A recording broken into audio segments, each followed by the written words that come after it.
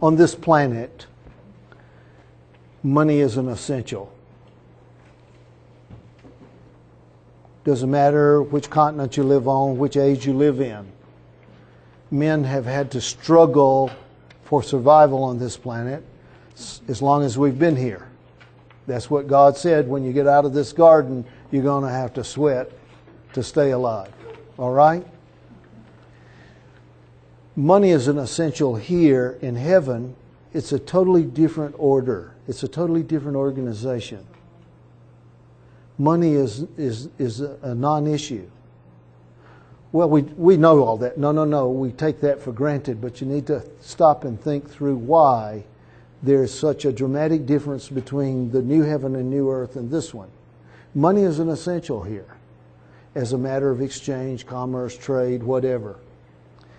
In heaven, you get to the end of the book, it says they won't hunger anymore. They won't thirst anymore. They won't. Okay?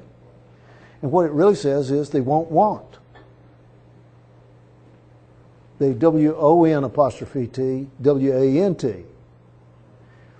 Because God will supply everything. That's what He did in the original plan in the garden. Adam and Eve didn't walk around and put quarters in the machine saying, take 2 bananas. It didn't work that way. Everything was there. It was provided. That's what the new heaven and new earth will be. If I want to build a home, I don't need to go make a loan at the local bank. I don't have to do that. I don't have to pay it back. I don't have to pay taxes. I don't have to.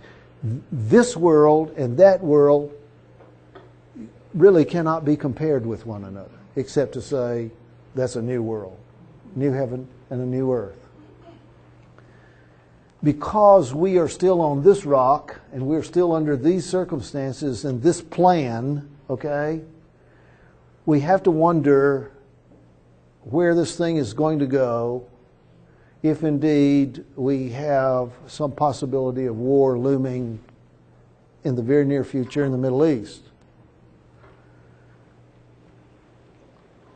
You have to understand who Ahmadinejad is. Ahmadinejad is one of these fanatics who believes that he is commissioned by Allah to be where he is. He believes that. He believes Allah put him in the place at this time. And he believes that he has been chosen to be the sponsor for and the forerunner, like John the Baptist, for the 12th Imam. You understand? This guy thinks he's a prophet. This guy thinks he is a chosen one. And I think he is, just he doesn't know who chose him. No, Allah chose him. Well, Son God. This man has a look in his eyes that if you have ever been present in a room with a person who is possessed, you can look in their eyes and you can see who you're talking to, and you're not talking to that person. All right? I've been there. I know what I'm talking about. All right? This man, if not possessed, is obsessed. And he believes what he says when he says Israel will be no more. We're going to have a real Holocaust. We're going to drive Israel into the sea. There will be no more Jews. They have huge rallies that go on over there in Tehran and in that part of the world, in which they are shouting and screaming, death to America and no more Jews. They believe they are commissioned by Allah to rid the earth of the Jews. Okay? How do I get into this and stay alive? Me. Anyhow, we're going to have a nuclear threat, I believe. I don't know that anyone will pull the trigger this go round. It is very possible that Iran will test a nuclear device. Now, it's my understanding that Iran had already, and I'm only telling you what I get through the grapevine, all right? We're talking about internet chatter. It's my understanding that Iran had bargained with North Korea to test their first nuclear device. And the North Koreans were set in motion to test the Iranian nuclear device when the quake struck Japan. And it was because any attempt to take advantage of this disaster in Japan and test a nuclear weapon, I mean, you don't have to think very far to see what that could lead to, all right? Whether or not Iran will test a nuclear weapon remains to be seen. I will tell you, and Tony has seen and shared headlines saying that the leadership in Iran has given the generals basically the go-ahead to make your preparations to test a device, okay? I don't know what Iran is going to do to anger the West. I mean, we're angry already, but it's stuff, okay? Something is going to happen that the rough goat from the West will be furious. It says he comes across the face of the whole earth. He is moved with choler, it says. All right? And he will throw the ram to the ground and stamp on him and break both his horns. Well, hold it. We've already broken one. No. There is at this time a breaking of both horns. Well, how can that be? Because the Americans with their allies invaded Iraq. We've been there, and we have begun this withdrawal process. Supposedly, we have 50,000 troops left in Iraq, and they are non-combatants. Right. They're security personnel. Make me laugh. We are in a very weakened position. Why? Because since we entered Iraq, Iran began infiltrating in the south, through Basra, through that area. Why? Because that's the part of Iraq that is 70% of the country and almost virtually totally Shiite. Okay? They love Iran and vice versa. And there has been an ongoing infiltration of Iranian warriors and Iranian weapons, almost all of which are used as IEDs made in Iran to blow up Americans. Okay? There has been an infiltration into southern Iraq of these Iranian troops, and they have been aided and assisted by one Muqtada al-Sadr, who is an Iraqi cleric who is a demon. All you have to do is look in his eyes. You are looking at a demon in a person. He has the same stare as the Ayatollah Khomeini. Same. Carbon copy. What's that? Oh, yeah, but you may create, a larger, you make a martyr out of the guy. Anyhow, Muqtada al-Sadr hates the U.S. and has said so in no uncertain terms. He fled Iraq because the U.S. and the Brits were taking over the country. He fled Iraq, spent 3 years in Iran, and a few months ago he came out of Iran.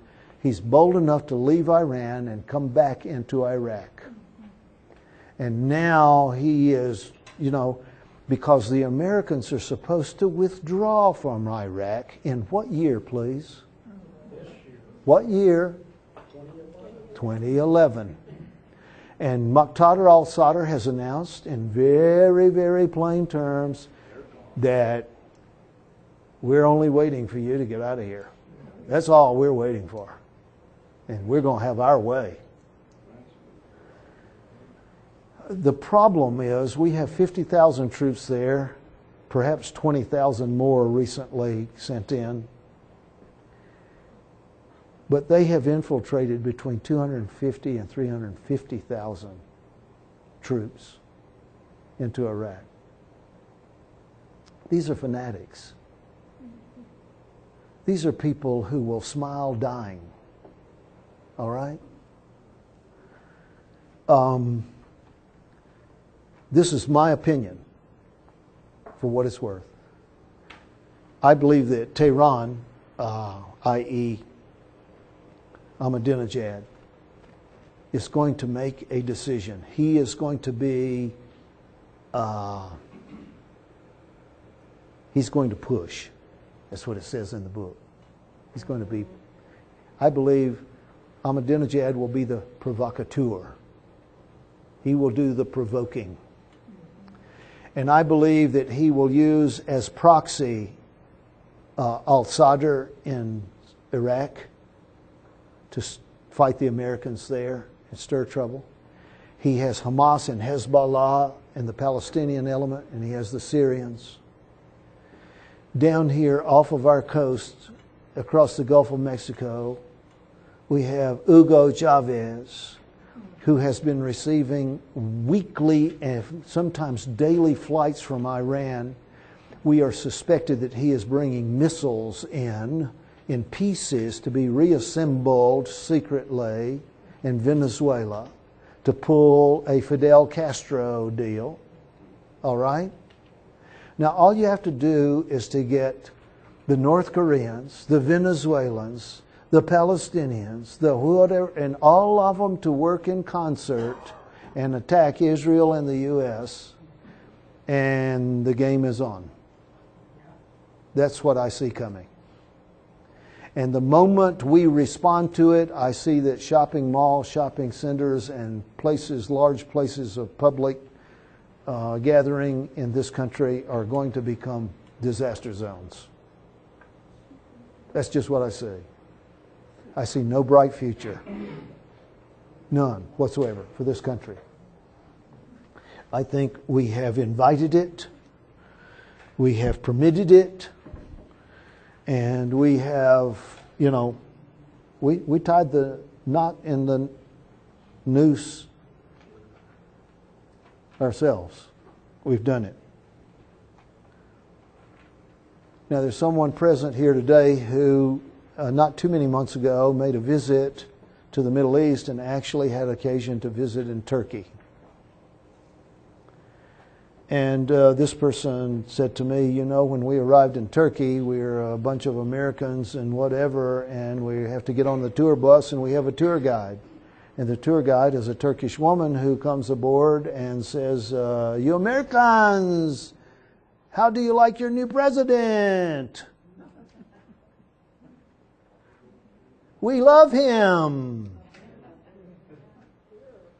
And goes on to explain that the entire Muslim world celebrated with offerings of animals, sacrifices, and all kinds of things at his coronation. Are you listening? Do you understand? Do you even begin to understand that the Third World War is already underway? It's just, we're in the hand-slapping stage. It's about to move to the jaw-breaking stage. And at some point in time, we'll get to the Armageddon stage. Right now, it looks to me like there's going to be some provocation. And this war and whatever it's going to include and involve is going to bring about a U.S. first and global economic collapse.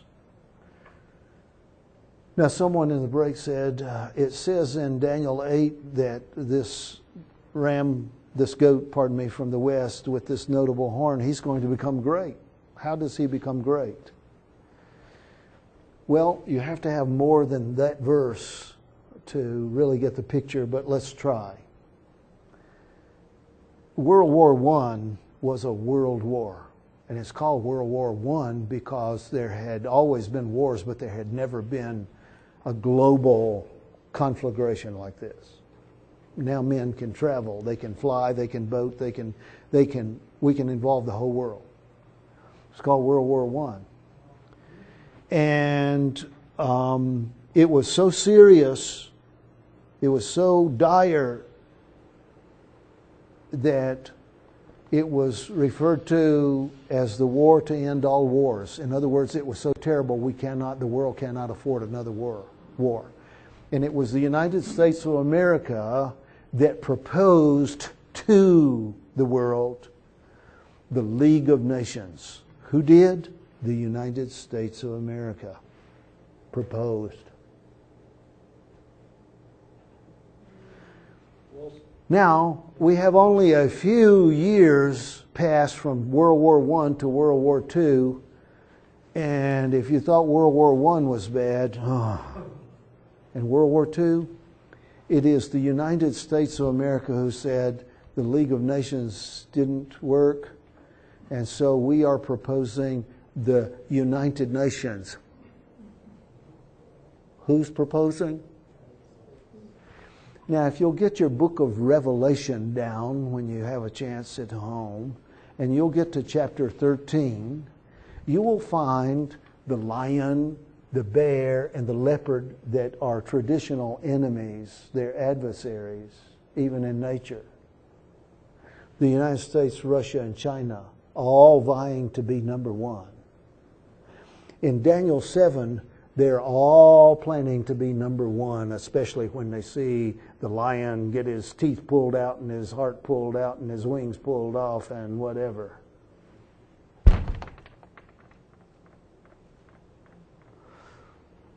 When you get to Revelation 13, you've got these adversarial traditional enemies all put together. They are somehow welded together, which tells me bad news. Something so bad, so terrible, so horrible, so unthinkable has taken place that these boys said, we better get together here and stop all of this. And oh, by the way, it says in Revelation 13, the mouth of the lion. And it is the United States of America that is going to propose through the UN a plan for peace and prosperity and to take care of debt and remonetize.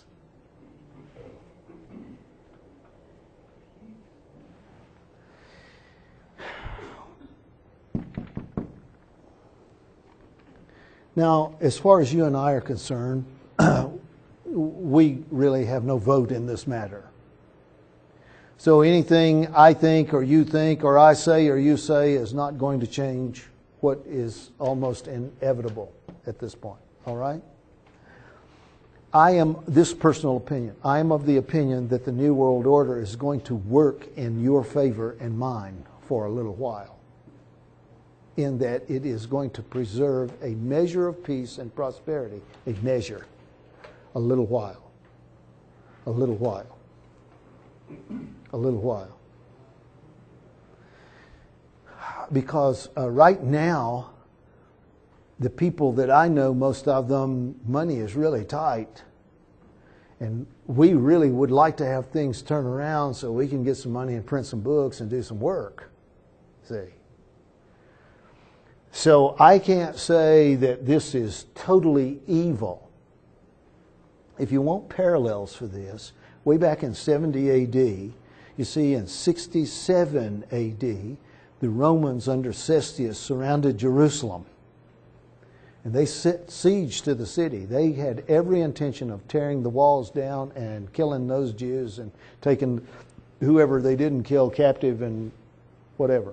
That was 67. 3.5 years later, did you hear it?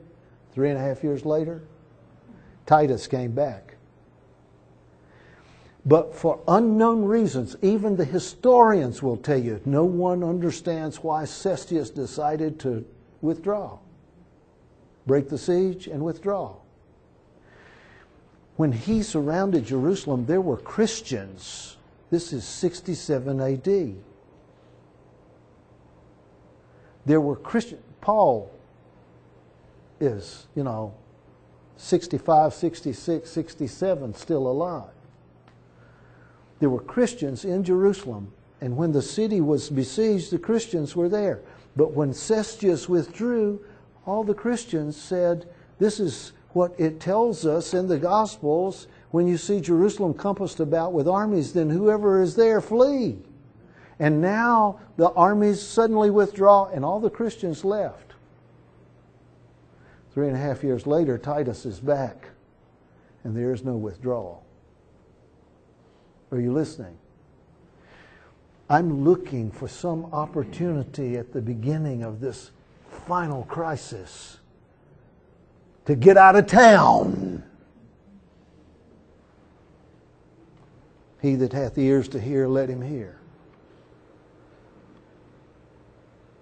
A period of peace and prosperity.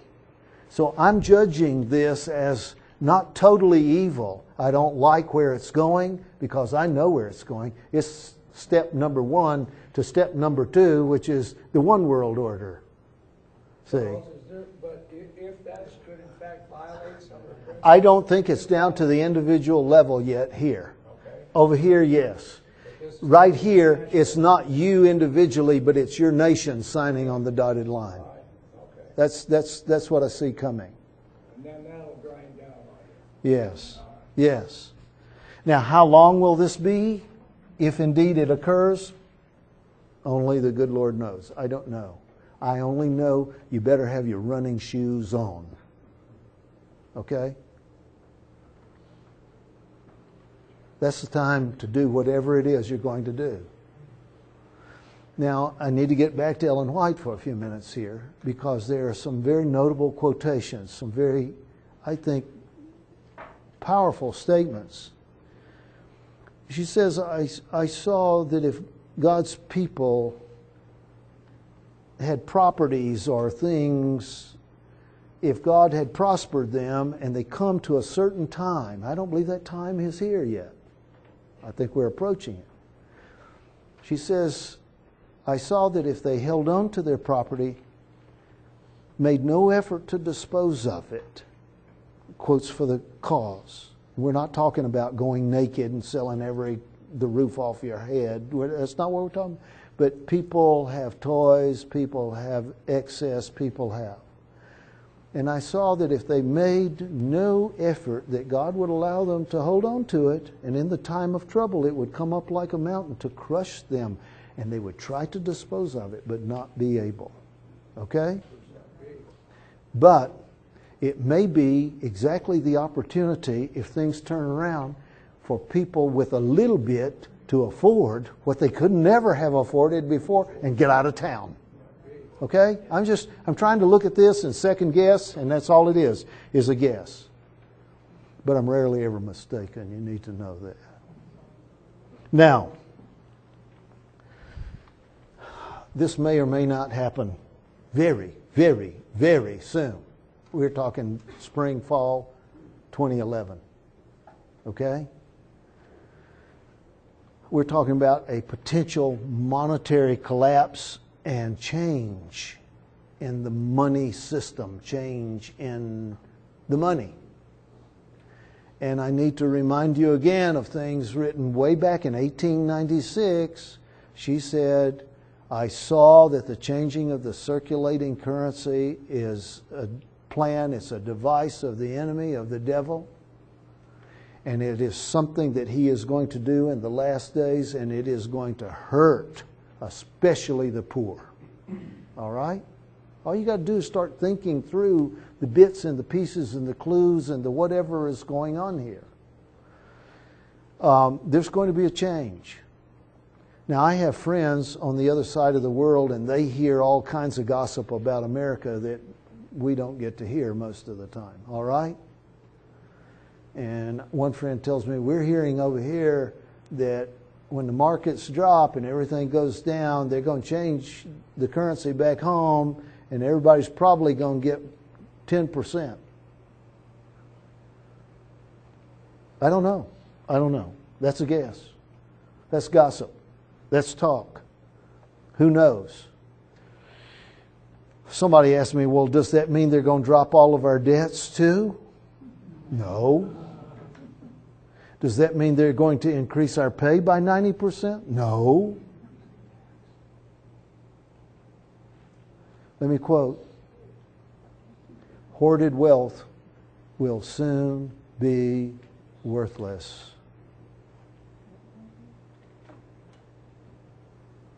A great amount of money will be of no value then. I'm quoting. All this written 100 plus years ago by somebody who could not possibly know unless. So there are a lot of things that I'm trying to watch. You wake up in the morning, I try to catch a blurb of the news. I close the day, I try to catch a blurb of the news, and I try to get to the office because people like you are sending me overnight all of these sites. You got to click here, and you got to listen to this one, you got to watch that one, and you better read this one. And oh, by the way, and we get anywhere from 30 to 80 of these every morning from all over the world. And if you're among those who send them, God bless you, thank you, don't stop. Because it helps me stay abreast of what's going on out there. All right? Me. It's a very strange sensation to travel for 35 years, speak to hundreds of thousands of people and tell them, the day's coming, the United States and Great Britain going to go to war with Iraq first and then with Iran, and it's not talk anymore. It's reality. And there's a very, very strange feeling about all of that. And people call on a regular basis, oh, Brother Wheeling, you were right. No, you don't understand. It's not Brother Wheeling right about anything. It's been in the book for 2,600 years. We need to understand who we are, folk, and where we are.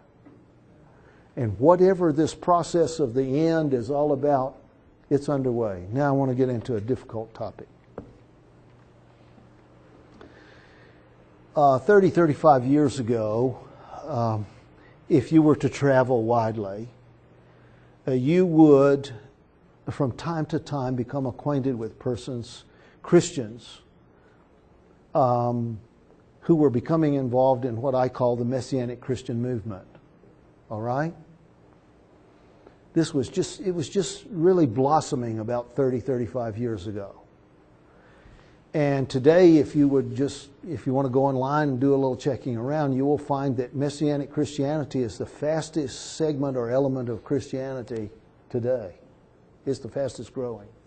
It crosses denominational lines. It blurs denominational lines. It whatever, okay? And in my travels, I have hundreds, perhaps several thousand friends, good friends, who have become involved in Messianic Christianity. All right? I have them here and abroad and whatever, around the globe. And we communicate. Many of these people, many of them, don't really know how to relate to Brother Charles Wheeling, because I talk to people about sanctuary and sanctuary times and the feast days and all of these kinds of things. But as one phone call just a few weeks ago said, Brother Charles, you need to encourage everybody to come for Passover because, we have to keep the feasts. And it puts me on the spot. Because these are good friends. And they don't understand where I'm coming from. And I find it very difficult to understand where I'm coming from. I do understand where they're coming from. They're reading the Bible, and God says in no uncertain terms, you will keep, you will observe. All right? The difficulty here, and there is a difficulty here, is that laypersons do not understand what a construct is. They don't understand what context versus proof text really means. And so recently, some friends really, they put me on the spot and, oh, Brother Wheeling, why aren't you keeping the feast and why aren't you urging the people to keep the feast, and et cetera, et cetera, et cetera. I said, recently one of my grandchildren had a birthday, and we had a birthday party. And We went there and we celebrated. And what were we celebrating? Birthday. Whose birthday were we celebrating? Was it my birthday? No. Whose birthday was it? It was this person's birthday, in this case, a child. It was his birthday. We have to understand that this book is divided into two parts.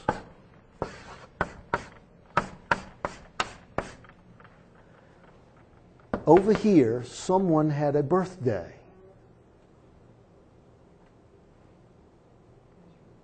This is where the Jewish people as a nation was born. I made you a people who were not a people. I made you a people. You who were not a nation, I made you a nation. All right? These people had a birthday. It started in Egypt. It started with the Exodus. It started with Passover.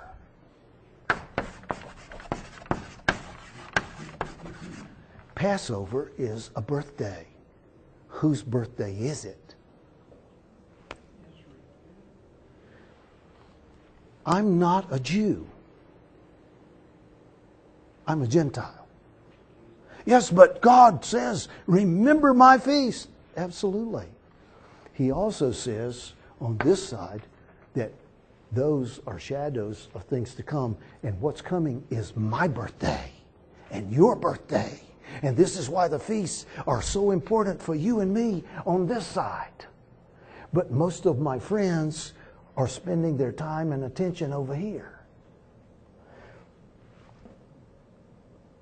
And I know they understand and recognize that, well, this has a further application, further meaning, larger meaning, more promise. But they're spending all of their time and their attention over here. And I'm trying to say, I want a birthday. And this is where my birthday is coming. That's what the promise of these feasts is all about. And then it becomes our birthday. Now the Jews came to Jesus and New Testament Christianity, and they couldn't handle this. They did not know how to handle it. First of all, they had on this side of the cross, they had the leadership of Israel who had to contend with Jesus. And they saw that Jesus was a threat to their habits, their religious forms and ceremonies. Jesus is a threat. That's why they said, it's better one man die than we all perish. He was a threat. He was changing the whole thing. He was not doing away with this. He was adding to the meaning. He was enlarging the meaning. He was saying, this was a type, this was a shadow, guys. Did not my covenant with Abraham say, the blessing I give you is going to bless all nations? By the way, the word Gentiles is nations. These feasts are wonderful. And if people are inclined, encouraged to observe them and come together, fantastic. I don't have a problem in the world with it. I think when people get together for a camp meeting, for anything, and they are there because they want to worship God and they want to talk about God and they want to study about God and all the rest, I say, fantastic. I don't have a problem with it. So when my Messianic friends say, how about coming to Passover with us? If I can, if that date is open, I'll be there. But please don't call me up and try to put some guilt trip on me and tell me if I didn't make it to Passover, my ticket to the 144,000 is over. Okay? No. Now, Paul had this problem. And so many of my Messianic friends come and they want to just totally convince me and they want to totally settle the issue and they start telling me things, well, Paul kept the feasts. I said, where did you get that? Oh, Paul kept the feast, and they got 2 or 3 instances in the New Testament they can point to. I said, please keep reading. When Paul became a Christian, he went into the desert of Arabia for 14 years and did not come out. Don't tell me he kept the feasts.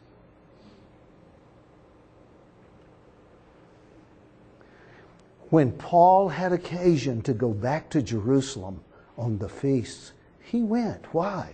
Because he wanted to preach to the Jews. Because he had friends. Because it had been a long time since he'd been there. But don't come with this very weak, poor argument that I'm obligated to keep the feast, somebody else's birthday, because Paul kept the feast. The truth of the matter is, Paul was a Pharisee of Pharisees. He was a feast keeper, believe me. When he got here, he's out among the Gentiles. And so now the Jews over here who, quotes, have become Christians, they're dogging his steps and they're going to all of his Gentile churches saying, you got to. Yes or no? I mean, it's written in the book. All you got to do is read it. Let no man judge you, therefore, regarding these matters. And he goes on to say 2 verses later, these are shadows of things to come. Paul understands that God did something wonderful and marvelous and meaningful right here. He raised up this nation. Why? Because out of this seed comes Messiah. And all of these things were promised prophecies for all of us. I want a birthday of my own. When was this nation born? At Passover. When was this nation born? At Passover. When will the great nation be born? When we pass over. God's telling us something. God's showing us something. Wonderful things, wonderful things. But we must not allow ourselves to get sidelined and distracted and pushed against the wall. And we've got to do, it's very difficult. It's difficult because a person's conscience is sensitive. And that's good. We wish more people had sensitive consciences. That's good.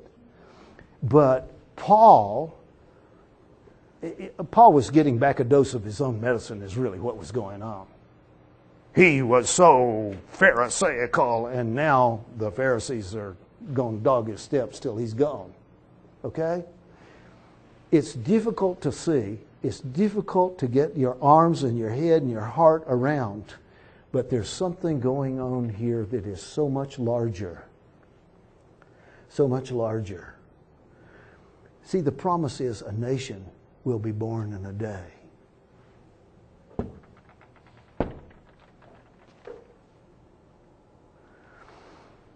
What we have to have, what God has to do on this planet, please listen, is break down denominations. If He has to beat them, break them to pieces to get it done, so be it. Why? Because the promised prophecy of Scripture is this. We will all come in the unity of the faith. And there will be one Lord and one faith and one baptism. Oh, how far are we from there? I'll tell you how far we are from there. The latter rain. That's all. That's all. When God pours out His Spirit, He's going to bring minds and hearts and people together. Those who are God-fearers, fearing God in the only way they know how. God's going to break down all those barriers in ways you and I can't even possibly imagine. But if you want some idea, go to the book of Acts, and there's Peter. He just wants to take a nap. I know the feeling. And so he's up on top of the house. Get a little breeze. And he dozes off. And next thing you know, he's having a dream. And it's a bad dream. And he sees this sheet coming down, and it's got all these unclean animals on it. And okay, I know they're unclean animals. No. There's a voice now. It says, Peter, kill and eat. Uh-oh, this is a Nebuchadnezzar deal all over again. Lord, you know I've never touched anything unclean. Never. Let's let the sheet down again, boys. How many times does it take? Peter, now wake up and get up, Peter, because some unclean folks are at the front door. And they have come to bring you, take you to meet some other unclean folks. All right? And by the way, don't you call anything common or unclean that I call clean. Now wait a minute. Over here, God tells the Jews, have nothing to do with those Gentiles. Don't associate with them. Don't even eat with them. And all of a sudden, we've got this change. Now, what would you do if all your life, your whole habit, your whole training, your whole everything, you do what Peter said? No. And God says, you don't understand, Peter. I have a plan, and it's bigger, larger than you.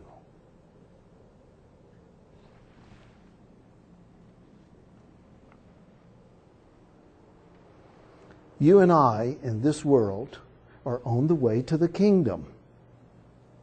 Whether we know it yet or not, we're on the way to the kingdom. God has a plan.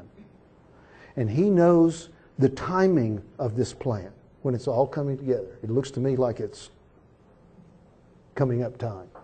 Just looks that way. We're on the way to a birthday party. And whose birthday party will it be? His, yours, or ours?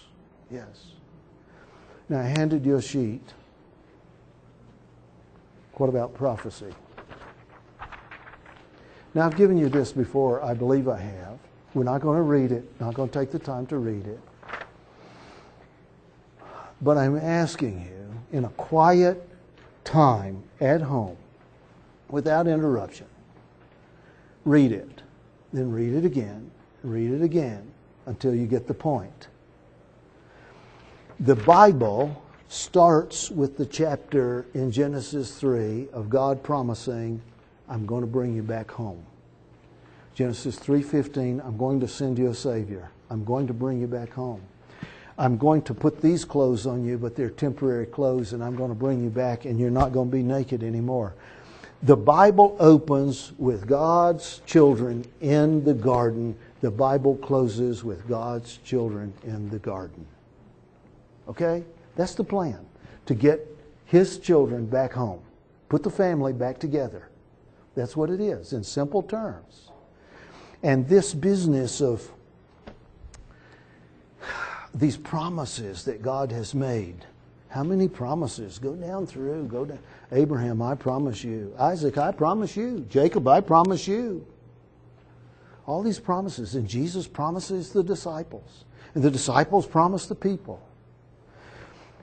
And none of these grand promises has ever met fulfillment. Not yet. Oh, yes, but Jesus came. Yes, but He didn't come as King of Kings and Lord of Lords, and that's what everyone was looking for. That's what everyone expected, including John the Baptist. All right?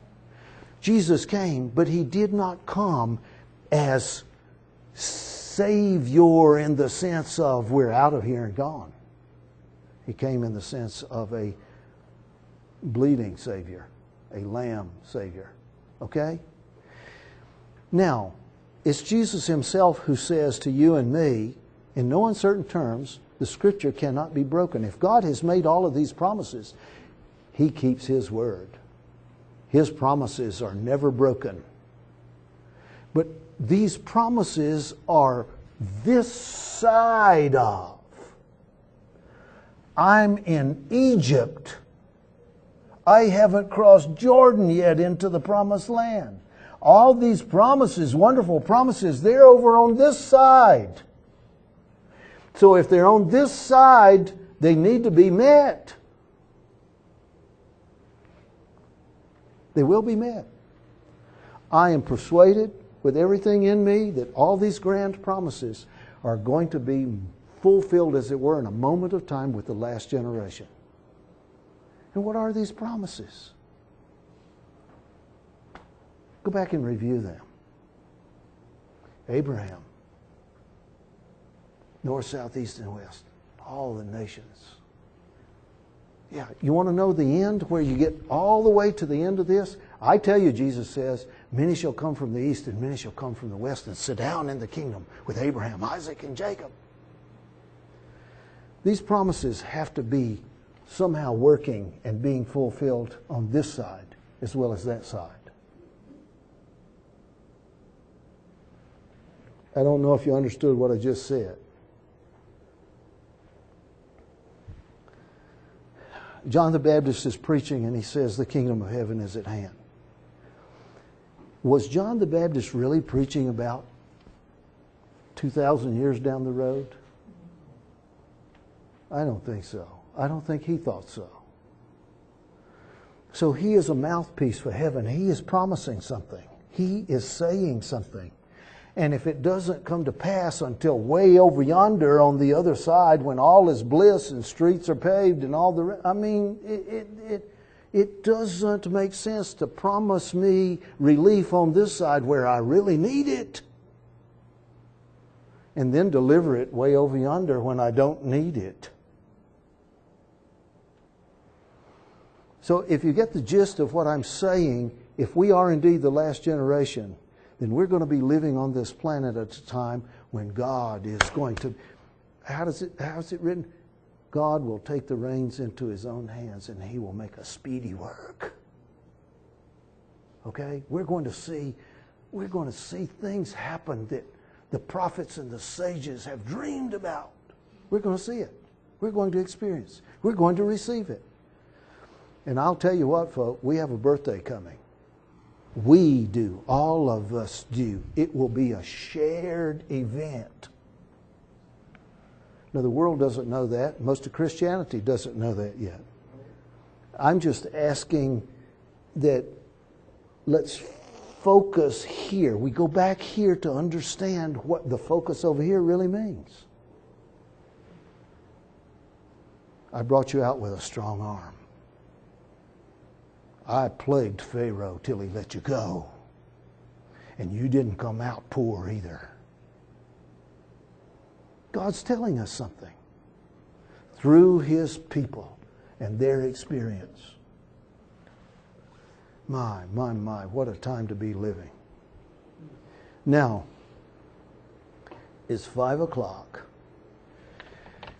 What I would like to do is show you what the meaning of sanctuary time is all about. It's in this invitation, come and give us a study in the book of Revelation. Okay? And you have this challenge of trying to take things that are meaningful to you and present them in such a way that the people in front of you, they hardly know Revelation is the last book in the Bible. Okay? They don't have the background that you and I have. They don't. They're not. And so you're trying to get across to them things that to them are very mysterious and very distant and very whatever. And so because you are in a position that you have to go and do your own homework and you have to review before you go and you have to try and get things in order in your brain to put it in order in their brains, you're reading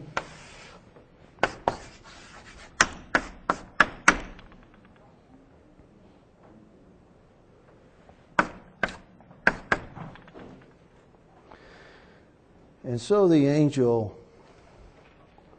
that I saw had a measuring stick. And he said, John, get up, rise, and measure the temple and them that worship therein. But the court, which is without, measure it not. Don't measure it. For it's given to the Gentiles, the nations. And the holy city will they tread underfoot.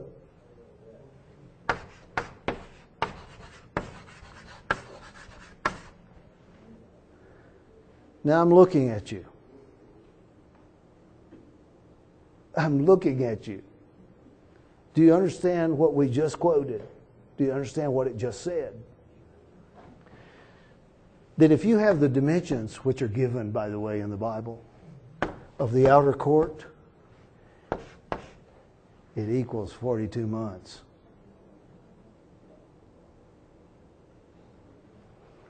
And so the dimensions are 50 by 100 by 5. That's the length, the breadth, and the height. And that equals 50 times 100. Come on. It's 25,000. 25,000 what?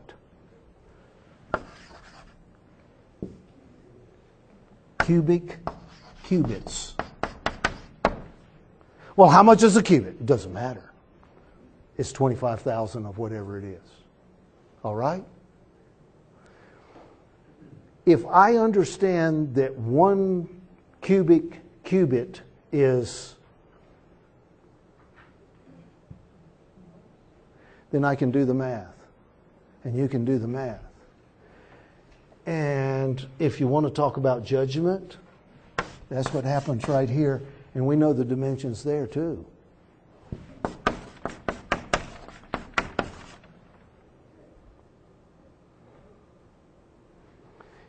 And a cubic cubit here is equal to a cubic cubit there. And if 25,000 cubic cubits out here equal 42 months, then 10 times 10 is 100 times 10 is...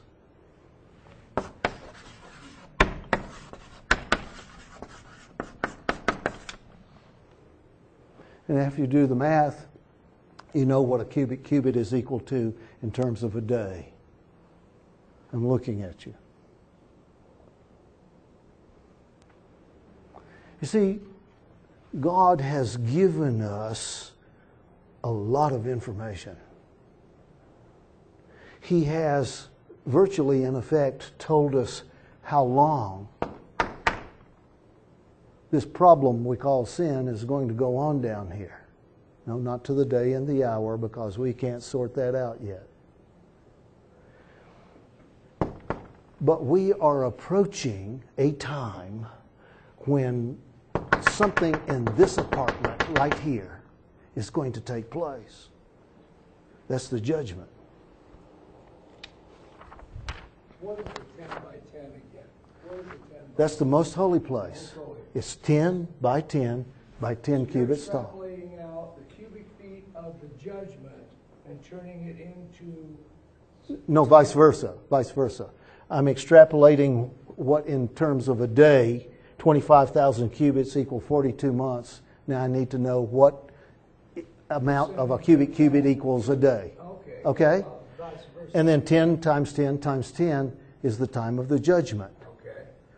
Now, I keep saying to you, I'm looking at you to see if you're even beginning to catch a glimpse of what's going on here, because when judgment begins, and it's so many days by dimension, then it has to start at one of these sanctuary times, and it has to end at one of these sanctuary times.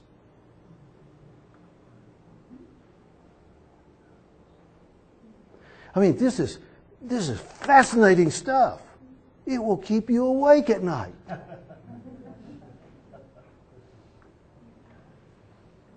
It will. And by the way, Sir Isaac Newton, they said he was the smartest man that ever lived, you know. He spent more time and wrote many times more about Daniel and Revelation than he did about science and math. And he got into this and he recognized that God has told us what the plan is. We just can't get it sorted out yet. But if you and I come to some event and we start counting, then this is going to tell us all kinds of things. Oh, by the way, 42 months is 3.5 years.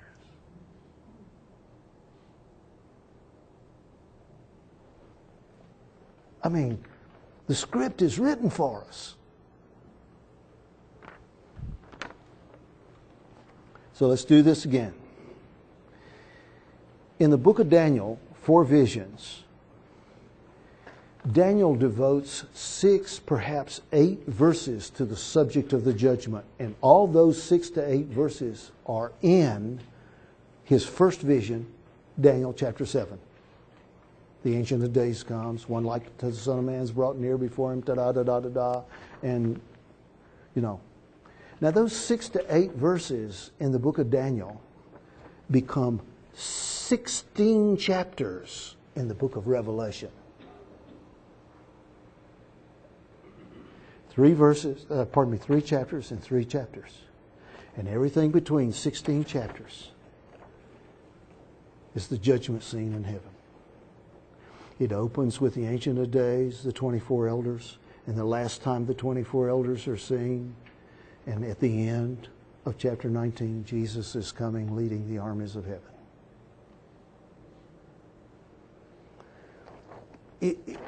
If this begins to break upon our thinking, I'm going to quote Ellen White here. When we as a people understand what this book means to us, there will be seen among us a great revival. We're waiting for that. We need that. Desperately, we need that. There is something being told in this wonderful story. There are things in here that God wants us to know, but He is not going to just put it right out there so you can pick up all the diamonds on the surface. If you could do it, diamonds wouldn't be worth anything.